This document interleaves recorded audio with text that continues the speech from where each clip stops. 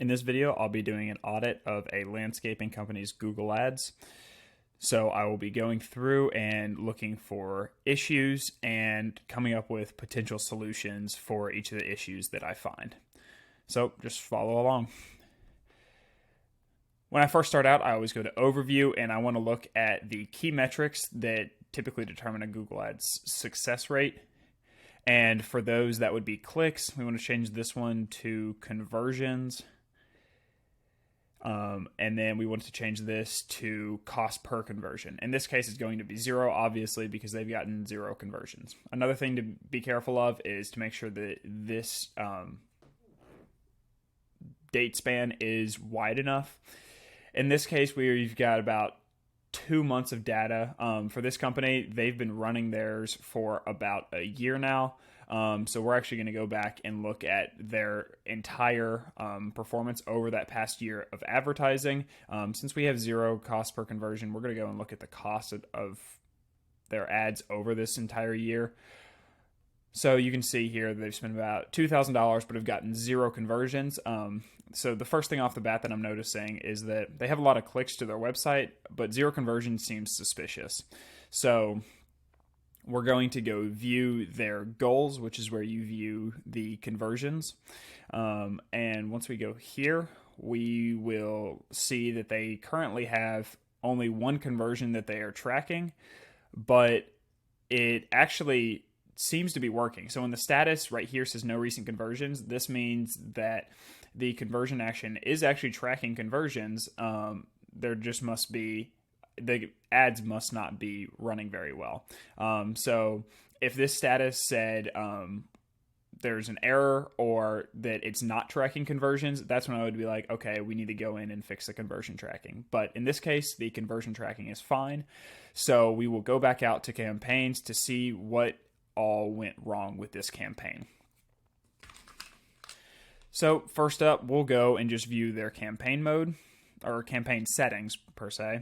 And from here, we are going to click on the settings for this campaign.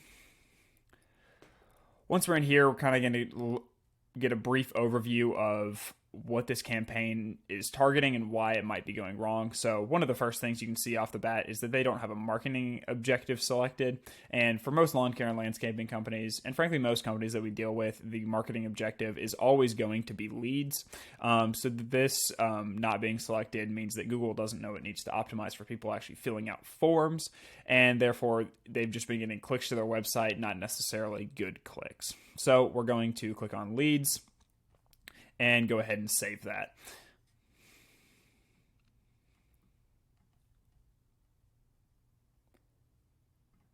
Another thing you always want to look at is the Google search network. A lot of the times, if both of these are selected, which in this case they haven't been selected, they can be wasting a lot of money. And so the way we see if they've been wasting money on the search network and display network is by exiting out of settings, and you can see the breakdown right here of the performance by Google search and Google search partner. So you can see that clearly there is a heavy weight towards the Google search, but with no conversions, we don't actually have any data to know if it's actually working or not. The only thing that we can go based on is the interaction rate, and this interaction rate being 3 times higher than Google search actually shows that search partners might be a good solution for their business once we make the adjustments to actually track for conversions. So we'll go back to their campaign settings. In here you can see that they have only 5 targeted locations, but they are excluding a lot of just random countries. And the only reason somebody would probably do this is because they're getting a bunch of clicks from these countries. And the way to actually prevent that is actually going to location options and clicking this option. This allows it to where Google only shows your ads to people inside the targeted areas, whereas right here anyone from any country can search up your target location and your ads could be shown to them. So we would want to select this one right here and click save. Languages typically just need to be English, especially when marketing in the US. Campaign being limited by budget. This is obvious because it is a pretty low budget, but we can't really budge on that, so we've got to make adjustments elsewhere. This is also a huge issue. that they are running into is their bid strategy is CPC. Manual CPC is even worse because it means that they set a specific amount that they're willing to spend per click, but Google is typically needing more money per click to actually show them at the top of Google. So they might not even being shown at the top of Google. They might be showing on the second page or the bottom of the first page. So the clicks they are getting are pretty not valuable. So what we'd want to do is go in and change this bid strategy. We'd want to change this to maximize conversions, just to start having Google optimize towards conversions and not actually clicks. This will definitely raise their cost per click, but that's beneficial because they'll actually start seeing conversions instead of just a bunch of clicks to their website. So once you do that, we don't typically like to set a cost per action, especially off the start. When we're collecting data and trying to figure out what's going to work, we just want to stick with maximize conversions and let Google optimize from there. Typically cost per action, we've seen it actually decreases the performance, but there are cases where you can use it. But in this case, we're just going to maximize conversions and we'll click save to adjust that for them. Let's see. Automatically created assets. These should almost always be on. There's no reason not to have Google create assets for you that could benefit your business. A lot of the times, this just helps Google optimize to show the best possible ads. So we just want to click this on and click save. The only reason you wouldn't want to do this is if you see in the assets section that Google has created a bunch of assets that just don't make sense for your campaign, which we can review later in this video. But you'll be able to see inside the asset section, which is right here, you'll be able to see the assets that you have created and the assets that Google has created. So if Google creates an asset, it'll say automatically created right here, and that's how you can view the ones that Google has automatically created. Obviously, Google hasn't created any yet because that has been turned off.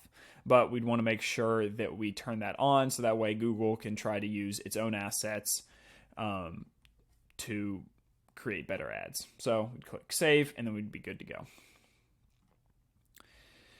This always needs to be off. Broad match should be sparsely used when it comes to keywords because broad match keywords can show to a lot of searches that just don't apply to your business. So almost always keep this off and be very precise when you are using broad match keywords. So we're just going to leave that how it is. And that should be good. Additional settings, we don't typically do anything in here. This doesn't typically do anything to help improve the performance. Most of this can just be left alone. Next up, we're going to go into their ad groups and see how they've split up their budget to be spent. So basically, they have $8 a day and 7 ad campaigns, or 7 ad groups that are inside that one campaign to spend those $8. And if you come over here, you can see the cost per click is approximately $2 on average. And so what this basically means is that with their $8, they're getting about 4 clicks a day. And so trying to split that between 7 ad groups makes that near impossible for Google to optimize. So one thing that I would want to do is find the best performing ad groups and leave those on. And we would want to come in and pause all the low performing ad groups. At maximum, they can have 3 ad groups with how low of a budget they have. As you get a bigger budget, you can have more ad groups, obviously. But in this case, we'd probably want to pause this one too, just because you can see that it's one of the low performing ones, but it also has a higher click-through rate. So it might be worth leaving that on while we're collecting more data. And so to pause these poor ones, we would just come here, click edit, and click pause. You don't want to remove them because you want to be able to have the option to turn them back on if, say, these start going south and you want to try something else. So you just click pause and it will pause all of those for you. After we've reviewed the ad group performance, we're going to want to go to ads and see what all is going on here, what the ad strength is. Typically, this isn't a great indicator of how well a ad is performing because, as you can see here, the poor ad strength actually has the best performance in terms of clicks, but that typically has to do with keywords that are underlying that ad. Something I'm noticing right here is that they have the exact same ad 7 different times. for each of those ad groups. And so the reason to do ad groups is to create different ads specifically for the keywords that are inside those ad groups. So the first problem that I'm seeing is that they don't have different ads, and we're going to want to go in and look at what they are actually promoting inside these ads. The first change I would make is to make each of those ad groups more specific to the keywords associated with each ad group. And once we're in here, we're going to see that they only have 4 headlines and none of them are pinned. You almost always want to have at least 10 headlines, minimum 10 headlines per ad. And you can obviously have a maximum of 15 headlines. And you want to pin approximately 4 to 6 headlines per position. So you can pin in position 1, 2, or 3. We have a typical sequence that we like to use when it comes to headlines, which I will show you here in just a sec.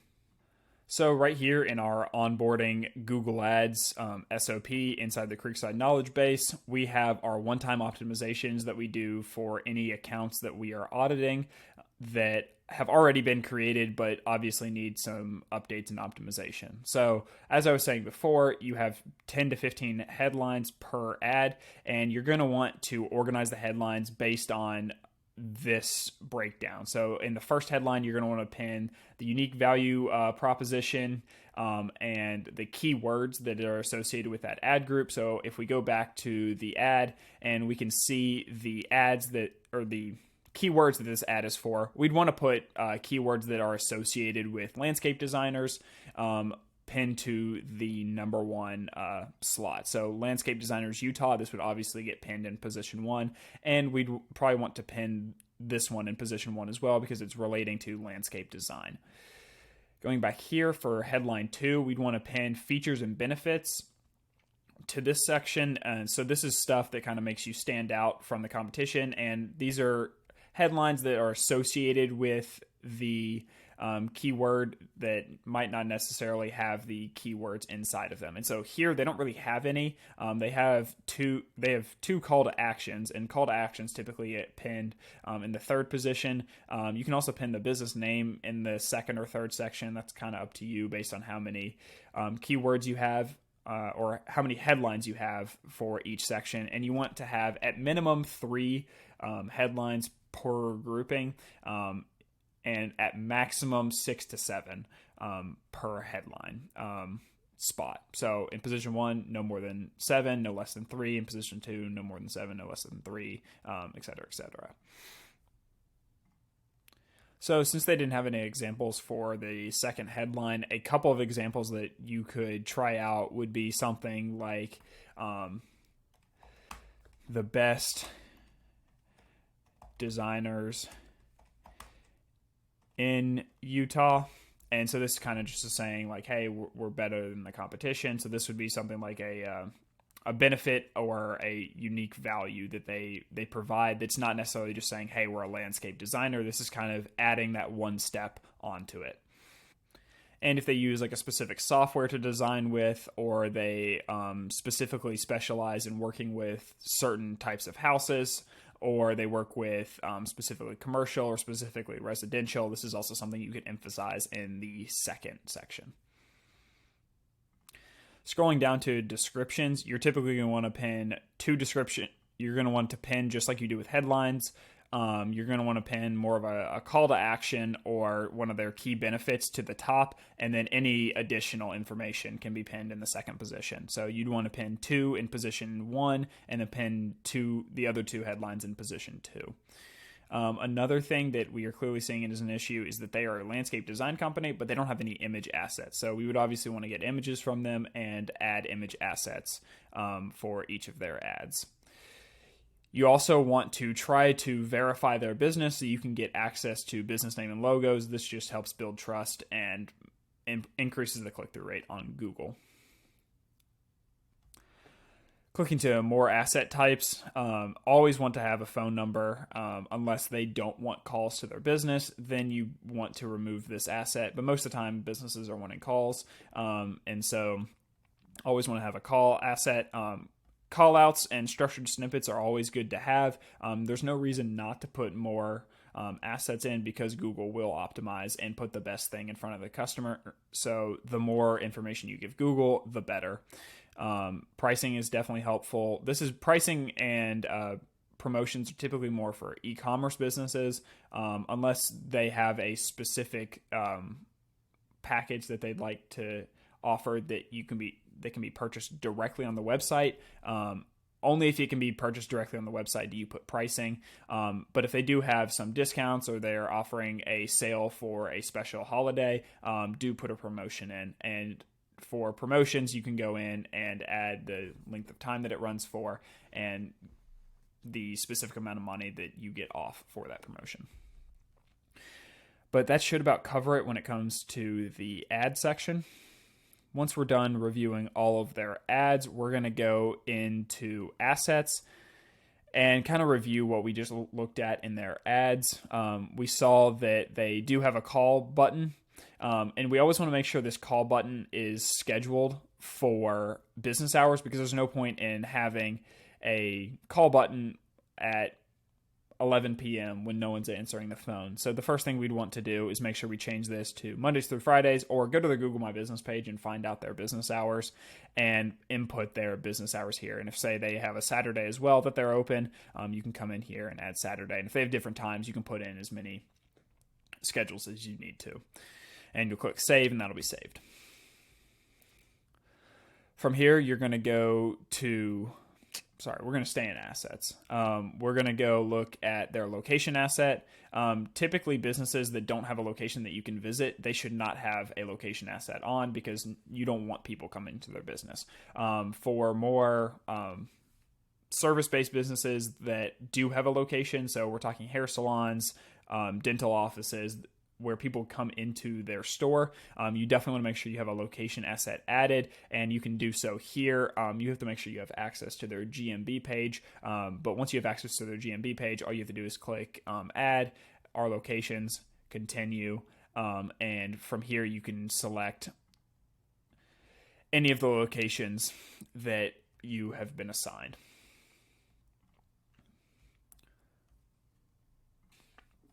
For image assets, you're going to want to make sure you add assets by campaign, and make sure that these images are associated with the service that they're selling. So, for instance, if you have a landscaping company that does lawn care and they do mulching, you want to make sure that the mulching ad group is in a separate campaign from the mowing and lawn care ad group, because you want to show different pictures to those different types of clients. So if you do have them both in the same ad group, you're just going to want to copy the campaign and move one of the ad groups over, so that way they are separated and they will see different images and different assets associated with them. Once you're in here, you'll want to come in and add as many images that are associated with the campaign as possible. You don't want to do too many, obviously, because it's just a waste of time, but around 5 to 10 images should be good. Once you've done that, you'll just click Save, and it will add the assets, and Google will automatically start displaying them. From here, we want to talk about business name and business logo. This is always a good thing to be able to display, because it just helps build brand recognition. In order to do this, you'll have to actually get the advertiser verified, and in order to do this, most of the time you need to send the link to the actual customer for them to actually fill out their business information. Sometimes you can go through and just put in their address and it will verify you, but this is a whole separate section that Google will walk you through, so it shouldn't take much explanation on how to get this set up. But once you do get verified, you'll want to go ahead and put in their logo and their business name.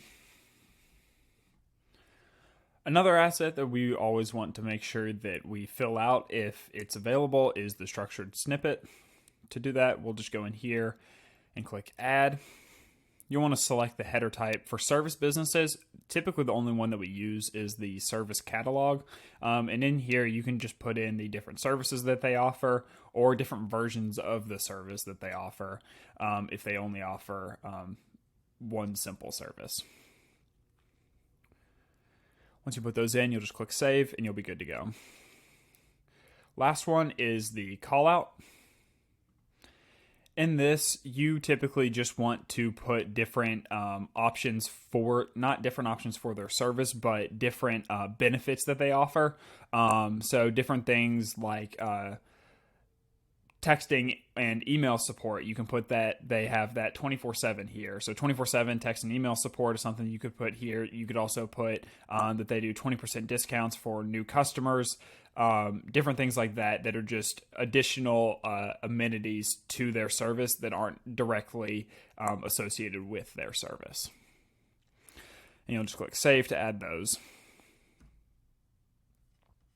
Oh, one more thing to mention while we're in callout is that you want to make sure for these assets that you add them to the specific ad group or the specific campaign that they apply to.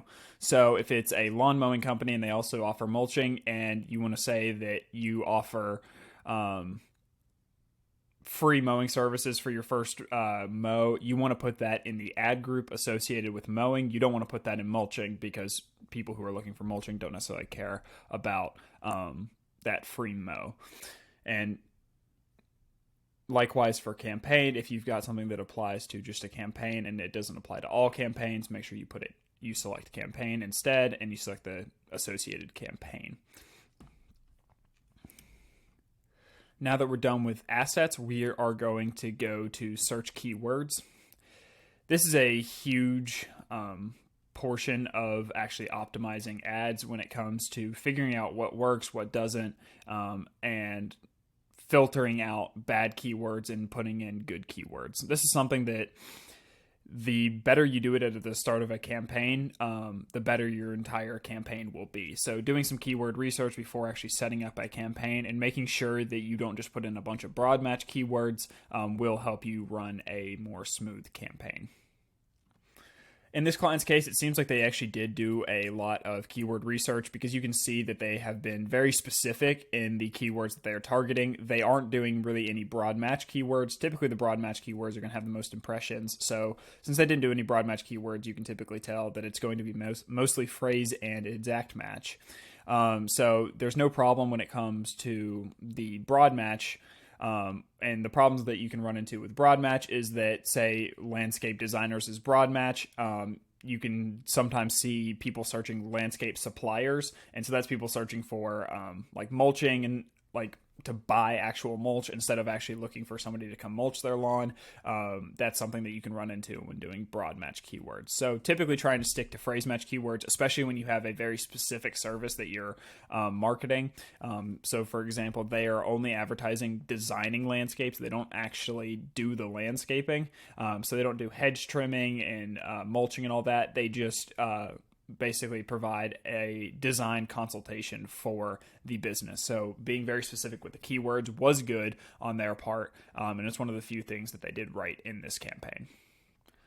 So since they don't have a lot of conversions and frankly zero conversions to go off of, a lot of what we have to look at is mainly the number of clicks that these keywords are getting and the click-through rate. So a higher click-through rate typically means it's a better performing keyword, because it means that people are seeing their ad when they are searching this underneath this keyword, and they're actually clicking on the ads. So something like this landscape designers in Salt Lake City is a much worse keyword, even though it has more impressions, but it's getting clicked at half the rate that this just landscape designers is. And so something that I would want to do, especially with a campaign with a very small budget, is go through and basically find the top performing keywords and limit the number of keywords to around 10 or so, because as you can see here, after 10, it basically drops into single digit clicks, and this is over the course of an entire year. And so when we're trying to get it optimized for a couple of months, anything beneath this that's getting less than 100 impressions really just isn't worth it. And as we saw in the problem back here with the ad groups, is that each one of these ad groups has a bunch of different keywords in it that are all trying to be optimized. So we'd really want to filter it down to the best 2 or the best 3 ad groups. And then when it comes to the search keywords, essentially we would just find what ad groups these apply to, and we would keep those ad groups running. So we have landscape designers, Salt Lake, garden designers, and backyard designers. And so out of those, we would probably want, because we saw that all of the ads are the exact same, it doesn't really matter if it's just one ad group or 3 ad groups, because it's all going to the exact same type of ad. So our goal would probably be to filter it down all the way to actually just one ad group and one ad, but one ad with 15 headlines as opposed to all the same ad with 4 different headlines, and put all of these keywords, these top 10 performing keywords, into one ad group, so Google doesn't have to do a bunch of calculations when it comes to all these different ad groups. You can filter it down and make it a lot easier on Google to optimize. And obviously, we're going to change the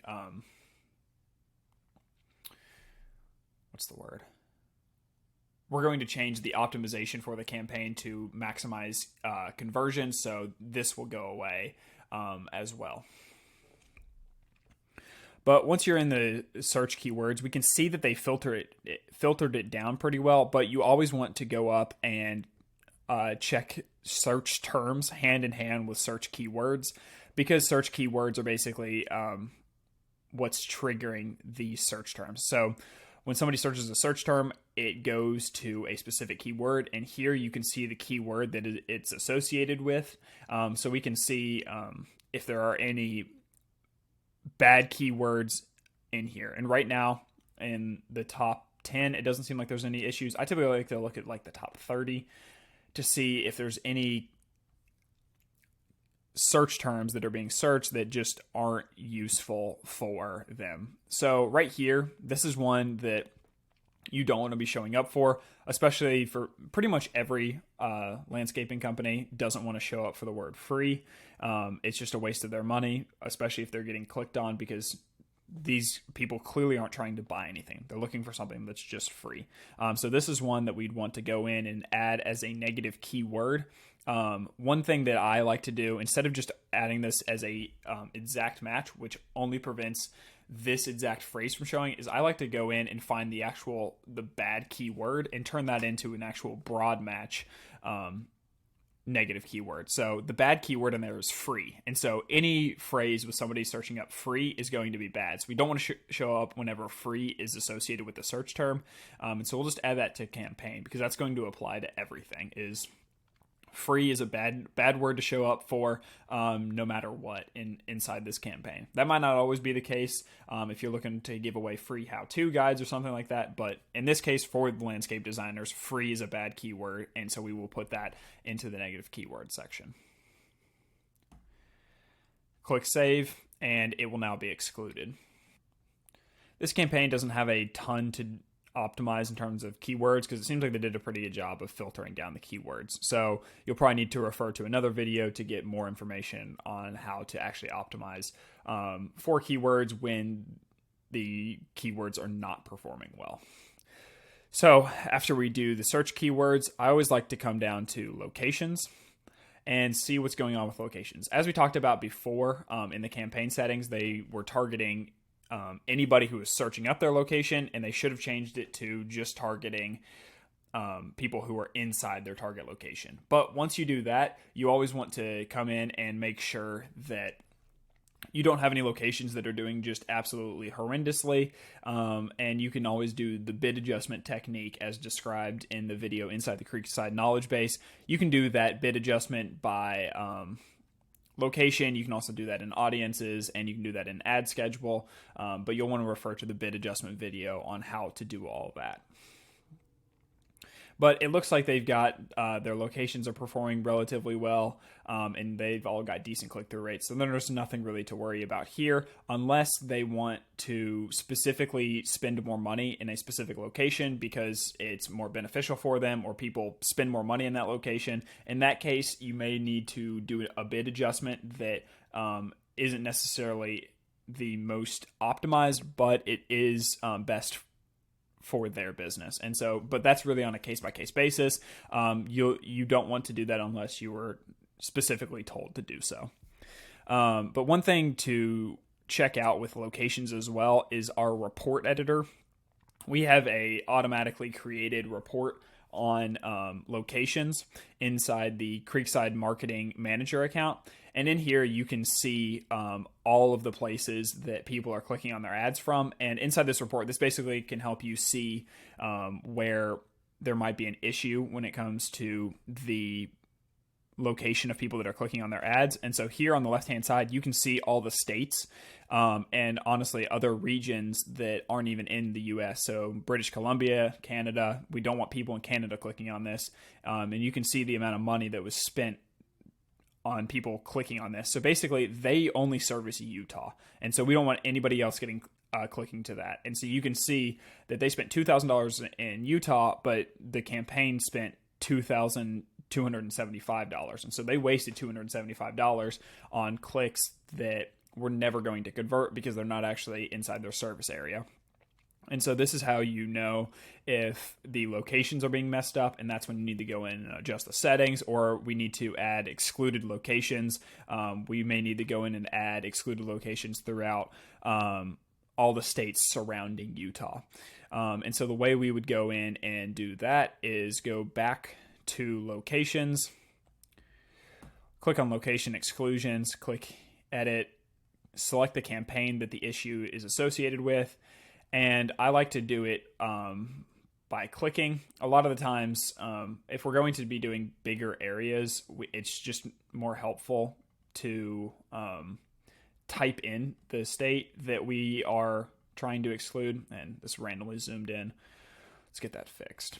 So over here, you saw that in that location report that they were showing up to California. So we'd want to come over here and just go ahead and exclude all of California. And my best practice is to just exclude all of the states around them. In this case, you might not want to exclude Wyoming because it seems like it's right on the border. So they could probably still service some people inside Wyoming. So you don't want to cut that off completely, but you do want to cut off all the people this is several hundred miles that we don't want people in Nevada or Colorado or Arizona clicking on it, and even Idaho. Idaho's too far away.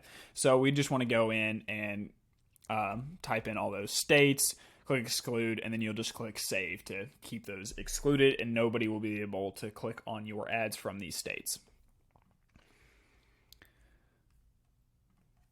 From here, I like to go up to when and where ads showed. In this case, we'll just be looking over when ads showed. We're not necessarily worried about that because they didn't have a display expansion feature. So in this case, there will be no where ads showed. And this is different than locations. This is websites that your ads show on. When ads showed, you can come here and you want to filter it by day or by hour. Don't do day and hour. The data gets too split up and it's not useful. But I like to do it by day first just to see if there's anything noticeable different about specific days. For some businesses, Saturdays and Sundays can be slow. There are some random days during the week that are super slow. And typically we just don't want to run ads during that because it's wasting money. In this case, you can see all the stats are relatively equal.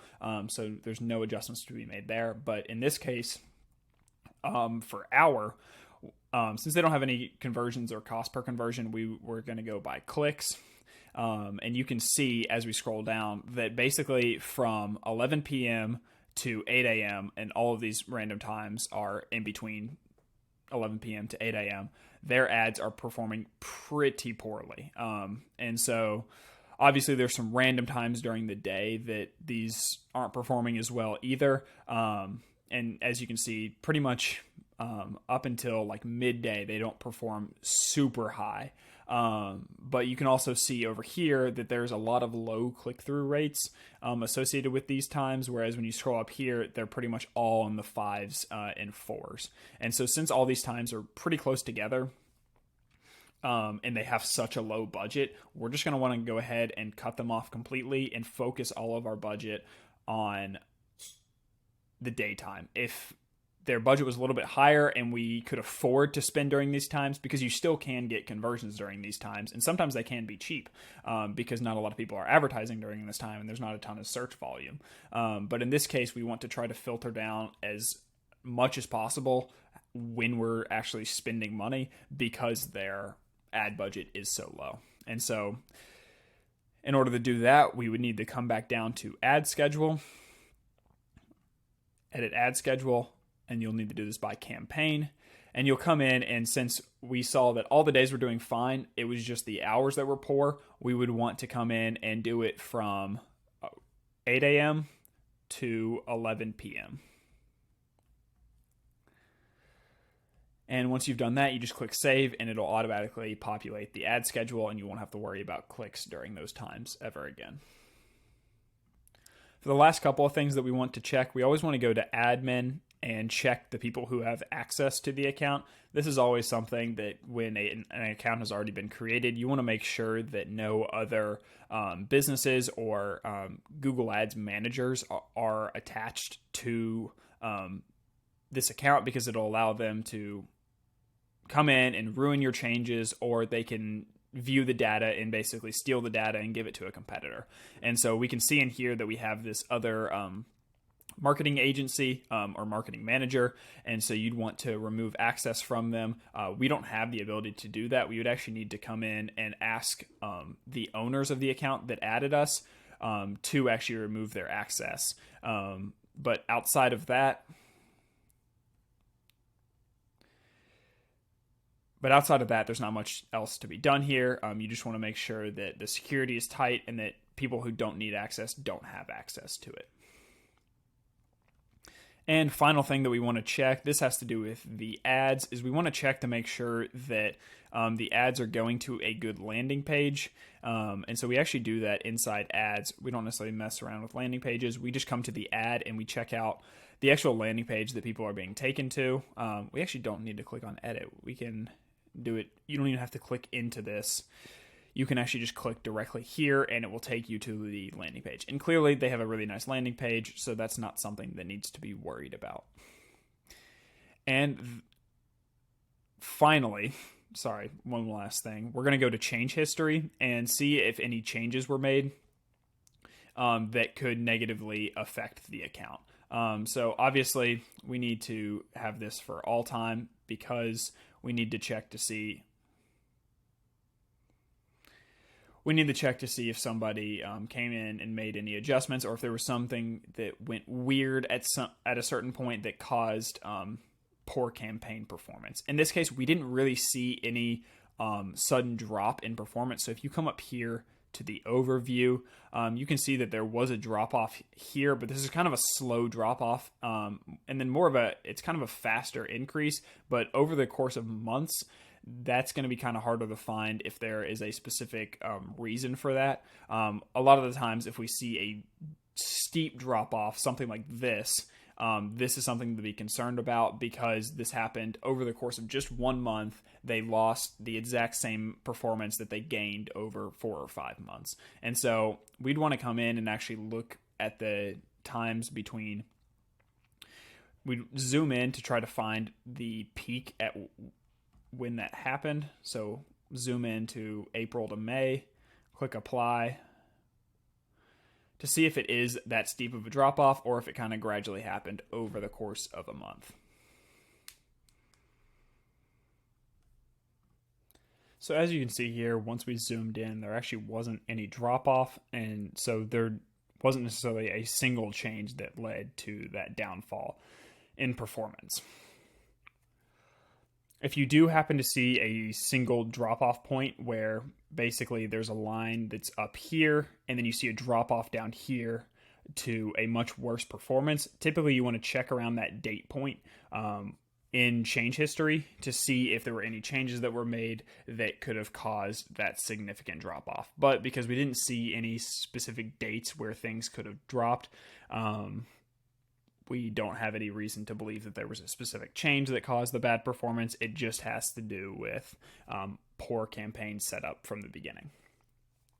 And that about covers everything that goes into an audit of a landscaping Google Ads account. Please watch any other videos to get a better idea of how to better audit accounts that might have different problems than this one did.